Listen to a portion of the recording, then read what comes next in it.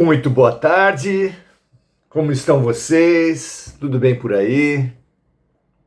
Muito bom voltarmos ao nosso cantinho, à nossa amizade, à nossa fraternidade do Oração Ação.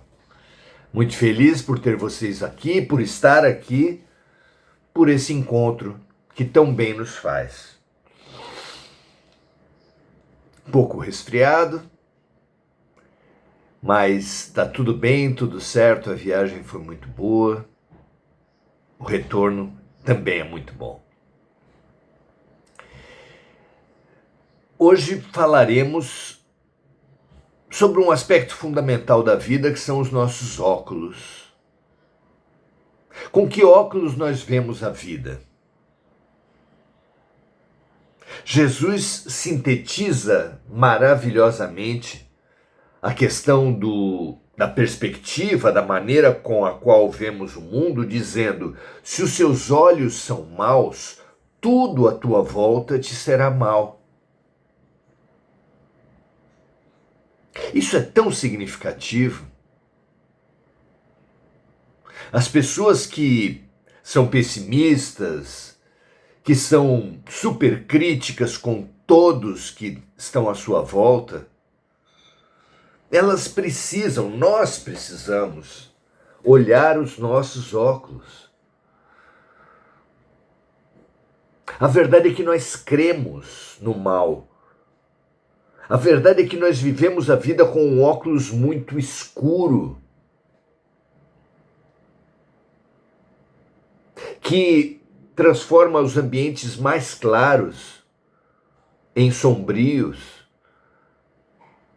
As nuvens mais brancas prenunciam tempestade.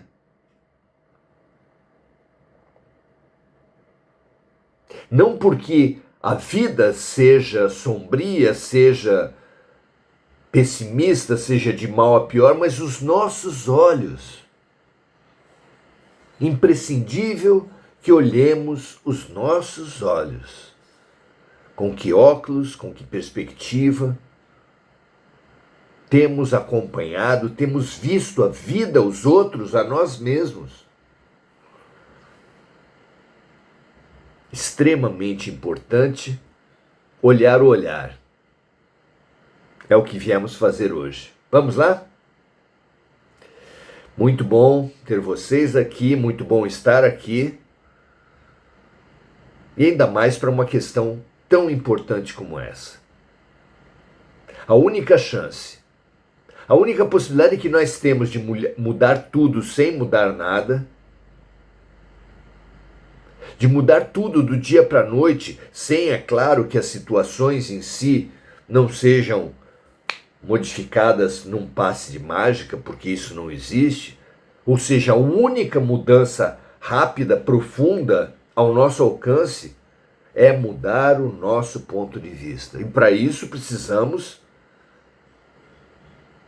ter capacidade de perceber a importância do ponto de vista, perceber qual tem sido o nosso ponto de vista. Tome esse tema para você. Torne-se capaz de observar a observação, olhar o olhar. Inclua nos seus estudos a maneira que as pessoas têm de ver o mundo, porque mulheres e homens veem o mundo de forma muito diferente, jovens e idosos, brasileiros e japoneses. Temos maneiras muito diferentes de ver a vida e a capacidade de perceber isso, perceber a riqueza, é o que nos impulsionará à fabulosa ferramenta da compaixão e da empatia, de nos colocarmos no lugar dos outros. Porque a realidade é um objeto complexo, que tem várias nuances. Apenas um olhar, só o olhar do homem, do branco, do brasileiro, do rico, não dá conta da realidade. Nós precisamos de vários olhares para alcançarmos uma realidade. E como faremos isso? Se nós todos parecemos tão condenados, parecemos que só podemos ver a vida do nosso lugar de classe, ou do nosso lugar de sexo, do nosso lugar de faixa etária. Qual a saída para isso?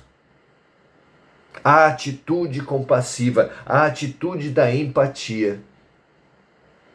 É através dela que nós nos tornamos capazes de dar um mero presente. O que a pessoa gosta, o que tem a cara dela realmente.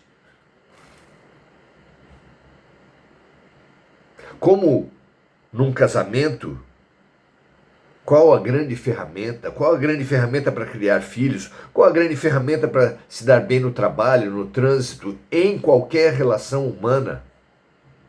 Em qualquer relação humana, aquele que desconhecer a empatia e a compaixão será um ditador, uma pessoa que impõe o seu ponto de vista, um violento.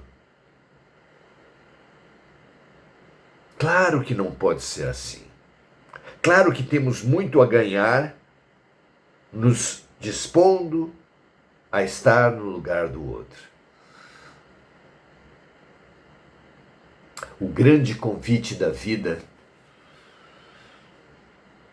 é aprender a estar no lugar do outro e a estar no lugar dentro dos nossos limites de Deus. A cada briga que tivermos com a vida, e a gente briga tanto, a gente se revolta tanto, a gente se queixa tanto, se nós fizermos a pergunta, o que Deus está querendo me ensinar, do que Deus está querendo me curar, qual o objetivo da vida em me trazer essa ou aquela situação, essa ou aquela doença, essa ou aquela pessoa? Não cai uma folha de uma árvore que não seja pela vontade de Deus.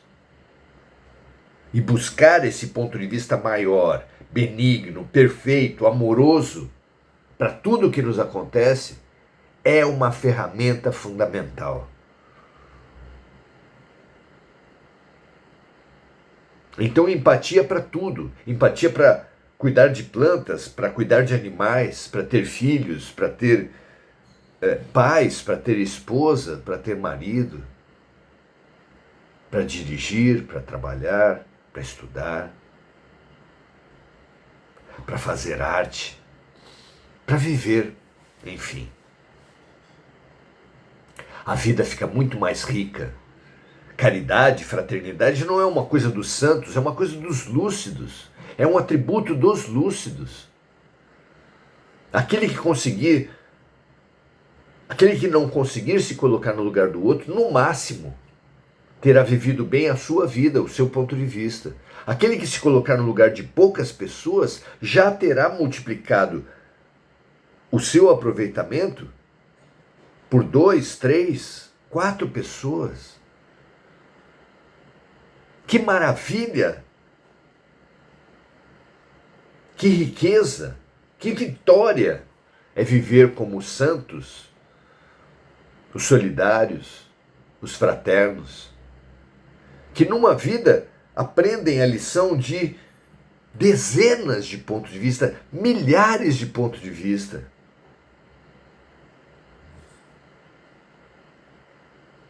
É o supremo sucesso. A grande vitória da vida está na compaixão e na empatia. Claro que não apenas como exercício mental, mas como um exercício atitudinal. Por isso o fazer, por isso o servir, por isso a fraternidade. Por isso a grande receita da fraternidade de Jesus é fazer aos outros o que gostaríamos que os outros fizessem a nós. Não apenas pensar, não apenas sentir, mas pensar, sentir, falar e fazer. A fraternidade integral, total, ampla e profunda. Um convite imperdível, maravilhoso, não é? Hoje, dando continuidade aos nossos fabulosos estudos de auto-amor, estamos lá no capítulo 5 de João, versículo 29. Jesus fala sobre o funcionamento da vida, que os que fizeram bem sairão para a ressurreição da vida, e os que fizerem mal sairão para a ressurreição da condenação.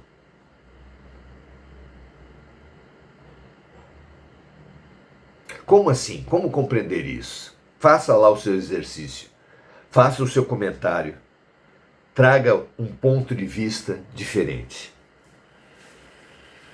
Vamos lá. Pela verdade trazida por Jesus da realidade mais complexa, mais profunda, mais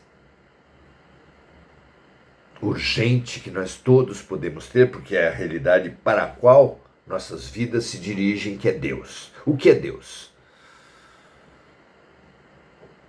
A melhor tradução de Deus, é claro, quem trouxe foi Jesus, inspirador, sem dúvida, de João, ao dizer Deus é amor. Mas não é um amor como esse que nós amamos os times de futebol, amamos comer pizza, amamos comprar sapato. Deus é um amor eterno, é um amor profundo, é um amor infinito. Mas cada um sente Deus, vive a realidade com os óculos de suas próprias crenças. Duas pessoas criadas lado a lado verão a sua mesma vida, basicamente a mesma vida que ambos tiverem, com óculos diferentes, com pontos de vista diferentes, resultado de tudo que ele fez, falou, sentiu e pensou ao longo das muitas vidas. Ah, mas eu não lembro das muitas vidas, mas a sua atitude perante a vida, proveniente do seu próprio inconsciente, muitas vezes, está lá. E foi formada por tudo que você se manifestou ao longo das muitas vidas.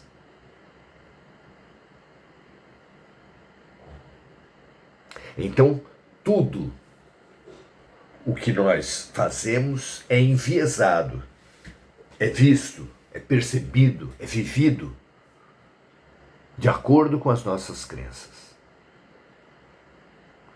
Todos, é claro, morrerão. Todos também ressuscitarão. Porque, na verdade, o que morre é apenas o corpo. Comparando com uma roupa, todo aquele que de tanto usar uma roupa, essa roupa se rasgar, o que ele vai fazer? Assim que possível, ele vai tirar aquela roupa, vai adquirir outra e vai colocar outra roupa. Não é assim? É até óbvio. Por que nos desesperar com a perda de uma roupa? Claro que não. Então, todos morrerão. Mas todos também ressuscitarão. Novas roupas, novos corpos, novas vidas. Mas sempre cada um na sua frequência, fruto das suas crenças. A culpa e a dor, por exemplo, são criações mentais das criaturas que ainda não conseguem compreender a lei de amor.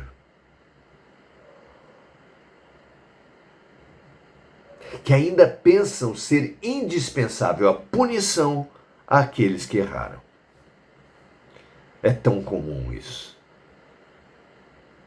Queremos acusar, julgar e punir todos à nossa volta.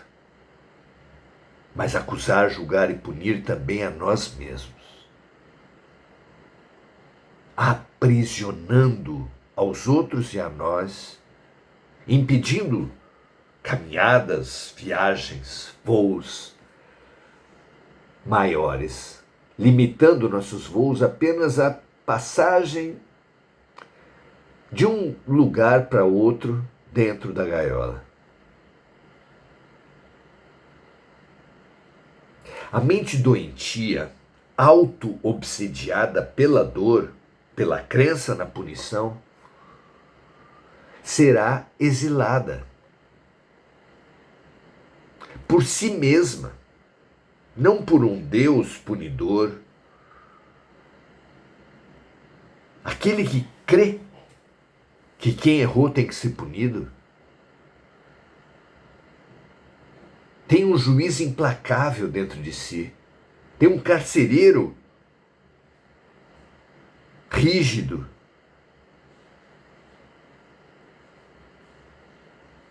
com o qual é muito difícil conviver.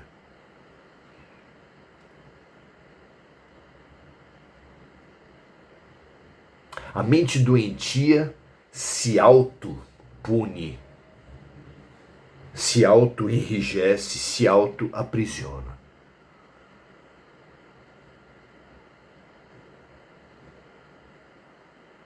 Pois enquanto é dor, só sabe condenar a mais dor.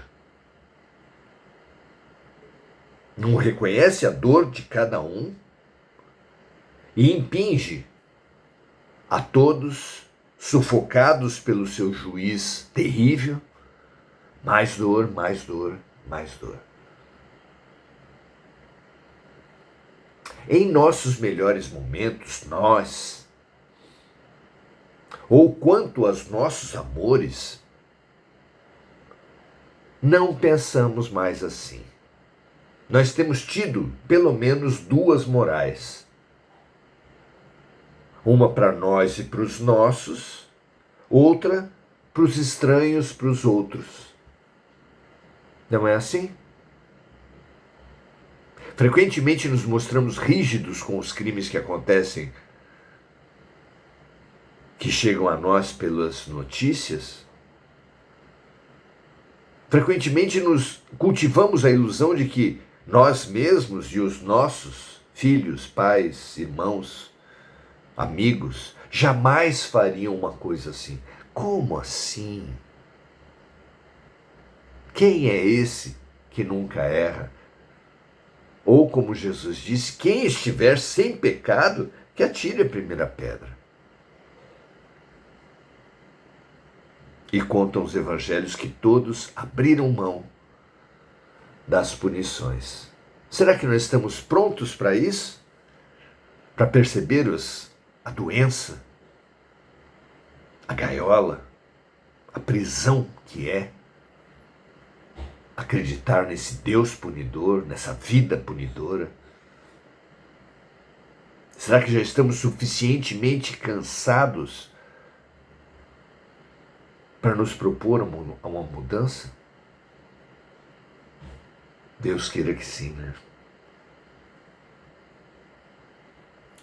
Nós, em nossos melhores momentos, para os nossos amores,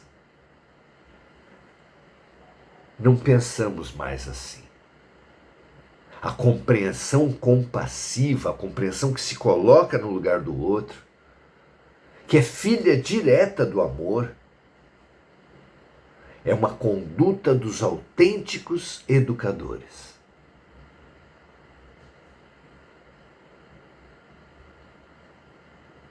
Autênticos pais, irmãos, autênticos educadores. Somos todos educadores e educandos uns dos outros. Mas para você exercer essa função, você precisa, sem dúvida, colocar-se no lugar dos outros. A mente sadia já compreende a inutilidade da punição por si. Já compreende que o único caminho eficaz de transformação do ser é a associação fraterna entre justiça e misericórdia. Aquele que aplica justiça sem misericórdia é um tirano, é um violento, é um criminoso, é um agressor. Não importa que posto e que importância dê a si mesmo. Aquele que aplica misericórdia sem justiça é um mimador, é um estragador, ele idolatra o outro ou idolatra a si mesmo. Fonte inequívoca de perdição, de erro, de violência e de crime.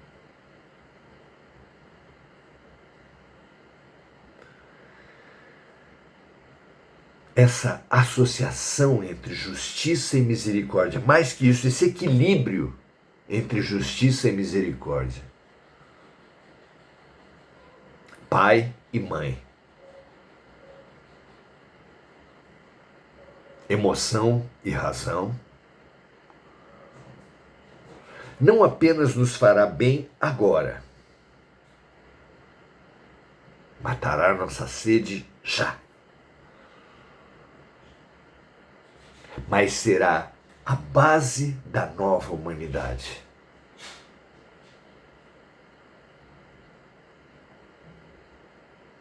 Toda uma sociedade baseada em justiça e misericórdia, que só admitirá como seus membros criaturas, claro, também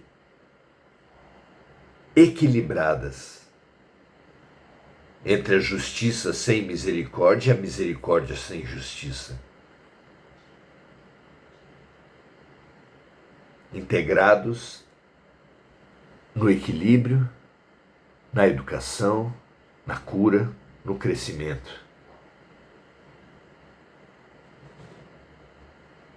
Será a busca permanentemente do bem. O reino dos céus, a terra, cujos habitantes se voltarão com boa vontade à prática do bem. Que esse seja o nosso destino já, a nossa meta já. Não há o que esperar.